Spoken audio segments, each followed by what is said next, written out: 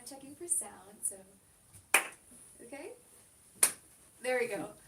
Hello, Maya TV. My name is Alihia. I'm your host as usual. Today I'm joined with writer and director James Ridgley, who is here to talk about some of his projects he's done before and tell us about his upcoming, which is very exciting. So, how are you? I'm good. Yeah, we're very happy to have you here, and I do want to start off by asking you where you grew up and what made you want to join the film industry. I grew up in West Los Angeles, and back when I grew up, it was like the latchkey kid syndrome. You know, the parents were working, parents divorced, living with mom, and we have the keys and we just do whatever we want. You know, we ride bicycles all over the city. We grew up in really a different time than now, you know. We didn't know computers. No TikTok. TV had like 7 channels. Yeah. I mean, I'm not ancient, but still, that was it. So I grew up, you know, with this really physical life of just being out all the time. And I was painfully shy in social arenas, you know. But as far as, you know, I have tons of friends and, you know, was out all the time. And in high school, I saw this guy rope walking, and I wanted to learn how to rope walk. How is that done? Because it's amazing, right? And in the meantime, I learned how to juggle in my attempt to try to find people who rope walk that I could finally learn. So I ended up learning both, and I ended up doing a comedy juggling act out of that. So from high school, I went into directly into, I knew what I wanted to do in my life, which was a great relief to know that. And I just went full force into practicing and writing jokes and just doing everything 24/7. This was going to be my life. And I did that, and I traveled around the world 5-6 times, cruise ships, shows in South Africa, shows in Switzerland, all kinds of things doing my comedy juggling act. And then from there, I also did stand-up because that was a natural thing. You know, what can I do to be funny without the props? And that was a big thing, you know, oh, you're a prop comic. Well, no, I want to try to be a stand-up comic. So out of that, I also wrote. And when I started writing screenplays and stuff in TV spec scripts, which was the norm,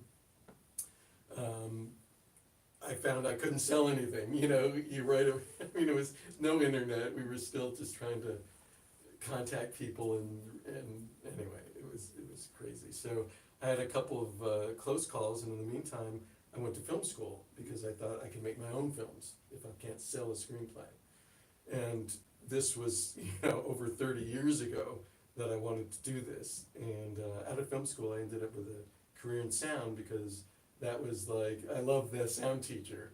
And I learned so much about sound, so I became a production sound mixer. And that started the whole career on being on set. I mean, I have like 240 IMDb credits for sound. I was on set for, you know, 2 decades, like full time on all these different sets. And the thing about production sound mixing is very intimate. You, the director, and maybe the cinematographer are working the shot. You know, everyone's prepared the shot, and we're working it. I have my monitor, I'm doing the sound levels. If I don't do it right, you have terrible sound, you know? And working the shot is incredible when you're on set and you work the shot. It's, you know, wardrobe, set dressing, that's all before the shot, you know? So anyway, that led to feeling confident enough to make my own thing. So. I read that you have a ME certificate as well, so congratulations for your sound. And you've worn many hats too, right? So you were also a writer, you also a director. I do want to talk about this thing that you brought up with me, which was micro budget. And can you tell me a little bit what that is, and then so we can put it into play with your work? Okay, so I gave up all my sound mixing to do screenwriting only because that was my first love. And I had 2 original TV pilots in development, 3 feature-length films in line for budget, in line for funding, and I was going to fly to New York to direct one of them. So this is all as COVID was happening and post-COVID costs became enormous, and so when all that fell through, nothing happened. I said I have to make my own movies because, you know, I'm not going to be here forever. So that's where micro budgeting comes in, okay? So I said, I'm gonna write original stuff, it's gonna have to be personal because I have to write it right now and about my life. And it has to fit my house. I have a house, I have bedrooms, I have a living room I can make into a psychiatrist's office, which I use for one of my films. And I'm just gonna make them. So that's what I did. My first film was called Siblings, about a family at Thanksgiving dinner. Dark comedy about all the problems that happened and all this stuff. And then my second one, I said I wanna make 3 films in 1 year. So I went crazy.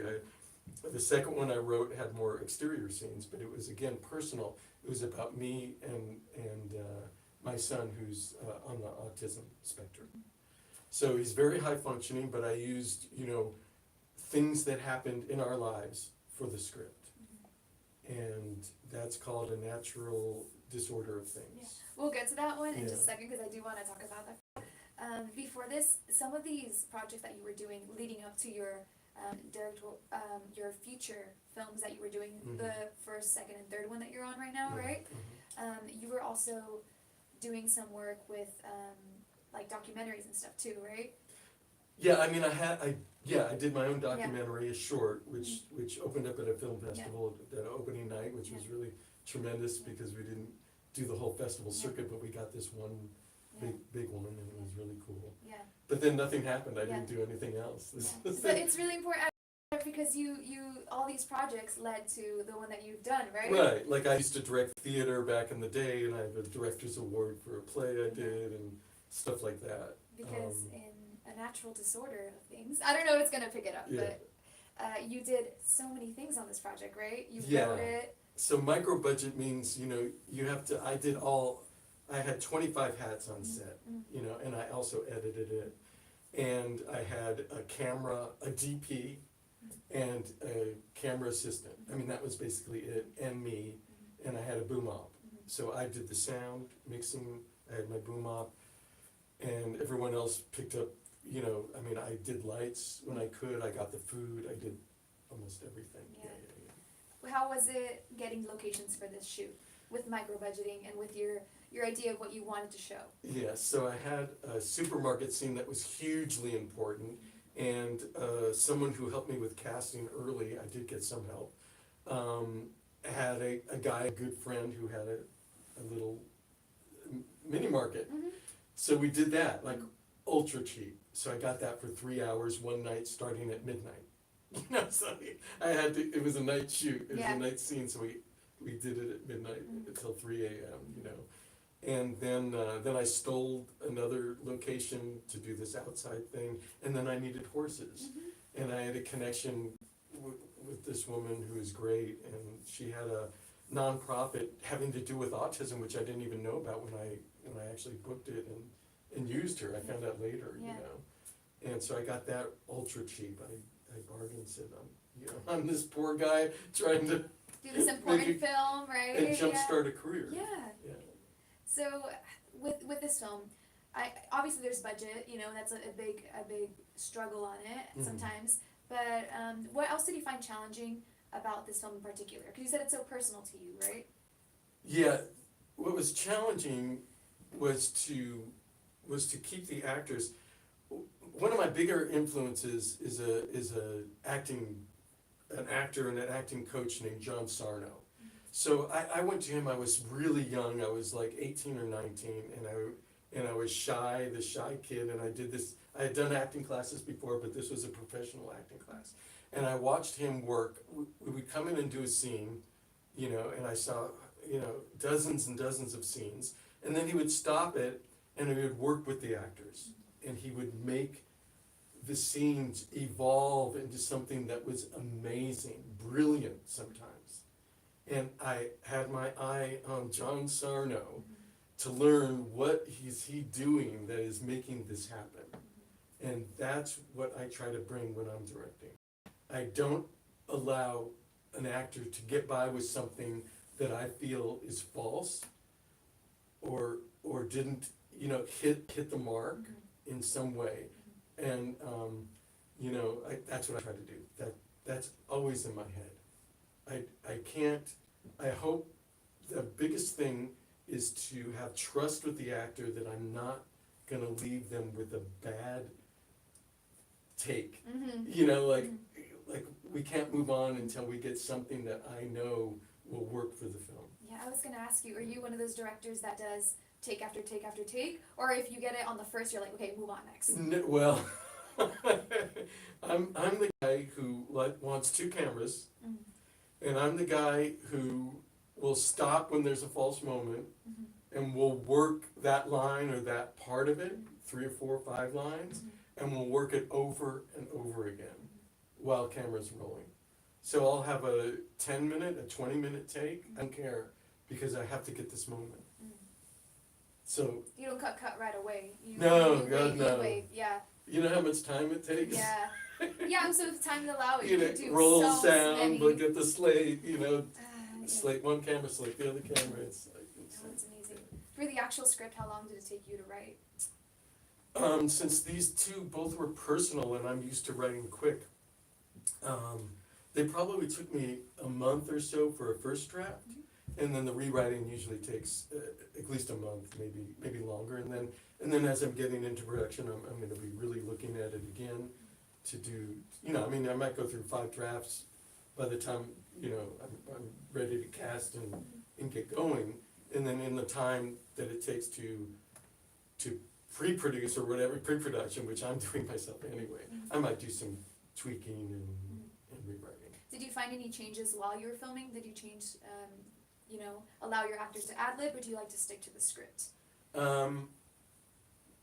I don't mind ad-libbing, but I've found oddly that they like to stick with the script mostly.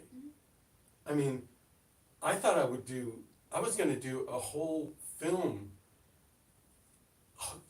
heavily outlined, but improvised dialogue. And I had Sally Kirkland involved, who is a Golden Globe winning lead actress. This was about 10 years ago when I thought I had my first feature film. And I interviewed with her and told her the story, and I knew so much about it because I outlined, you know, 30-page outline. And I said, but we're gonna improvise the dialogue, you know. And she said, no, I don't, can you just write out my dialogue? So I went, okay, so I wrote out her dialogue, which meant the scenes she was in, and then I ended up writing the whole thing anyway. Oh, wow. So, but I've had years of improv, I'm into improv, but I unbelievably, I found that my writing was what brought these actors on, and they wanted to do it the way it was, so it's pretty cool. Oh, that's amazing. Yeah. So can we expect this film to come out this year, hopefully? Yes, this year. I've had difficulties in post-production because I'm still begging and trying to get the right people to come on board for post-production sound and for coloring. Coloring, I have a guy in New York, but I have to download. This was filmed in 6K, so I need to download 4 or 5 terabytes of material to send to him, and so it's, for me having to do it all by myself, it starts to get confusing. Yeah. I mean, it's been a challenge, but did you like it that way, having to control so many elements of it? Did you get what you wanted out of it? No, I'd rather have $1 million and hire everyone. Just direct. Seriously. Yeah. To write, direct, edit. That's it. That's what I would love to do. Yeah. But I can't. If you do that, you wait around for what might never come, and that's my advice. Do it, greenlight yourself, because it won't have, no one else is gonna give you a chance, you know, unless you have rich parents or uncles or someone who's gonna give you, even if someone gave me, 500,000, I could have really used that and propel into another area where I can concentrate on only 3 or 4 hats rather than wearing 25. James, what made you think that this was the moment to direct this film? Like, at one point were you like, this is the time? Because you did the other one, right? You did Siblings first? Yeah, I did Siblings first. I told myself I'm gonna, because I have to kickstart this career out of nowhere. I mean, yes, I have a career and an Emmy certificate in sound and some filmmaking, but you know, when you start a new career, even if it's similar to something else, no one understands that. You have to come out hot and heavy, like with a new career. So I wanted to make 3 films in 1 year. This July will be 2 years, and I hope that all 3 of them will be finished through post-production. And you have one coming after this, right? Yeah, Can you talk about that one? I just shot one called The Couple. It's a horror dark comedy. And this is the first one. I didn't use SAG actors. I didn't want to do their SAG thing. So, but I found some really good actors. And again, I wrote it for my house. And the horror elements were done by a good friend of mine I've worked with on other projects before. So I already knew him. And we did these great horror things. And I'm editing now. I have an hour of a rough cut. And I'm halfway through is what I figure. And then of course I have to, another month of editing and honing it to get a locked picture and then do all the other stuff. And I hope that all those 3 will be done by July. That's so exciting, yeah. And then we're hoping film festivals, or you do rounds with film festivals afterward? Well, with Natural Disorder of Things, I definitely want to do film festivals. It's a coming of age about a boy on the spectrum. And I think that's the film I'm most proud of, because comedy is going to be difficult to see how I think successful it'll be. If you have it and no one laughs, it's like you feel like you're done. But as a comedian, you did stand-up comedy too. You know how that is too. But with a coming of age story being more of a dramatic thing, and I think I did it really well. I had a really good DP who I met on another set.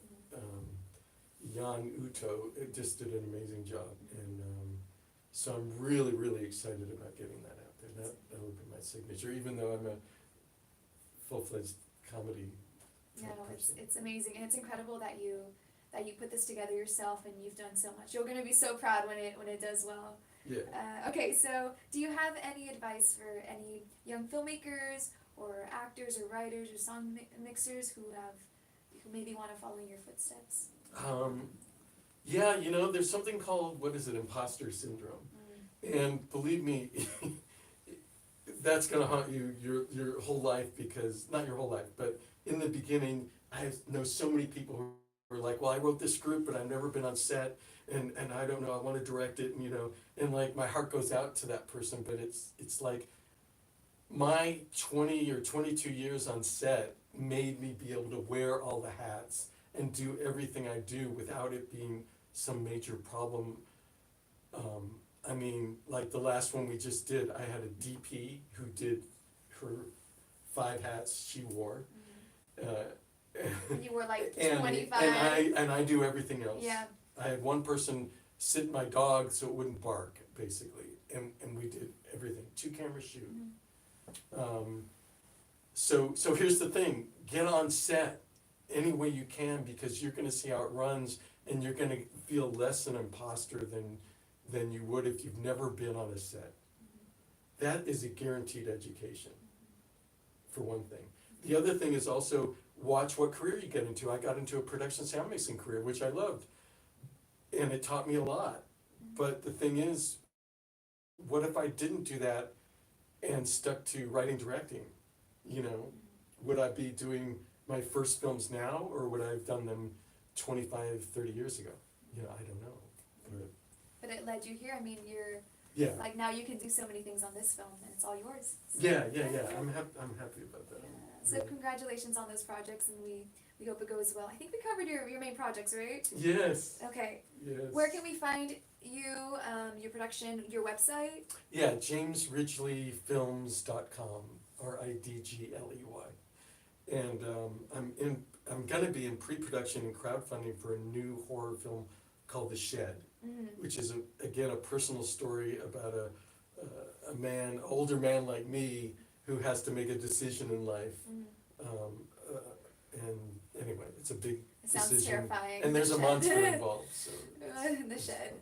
The Shed. But Natural History of Disorder will be my first one that I'll get out. That's so exciting, and such a great story, I assume. So, okay, it was so lovely to have you here. Thank you. And thank you so much for your time. We'd like to thank everyone at Maya TV for watching, and we hope you stick around for our next one. Thank you. Bye. Bye. Watch my movie. Watch his movie. Check out his website. Oh my goodness.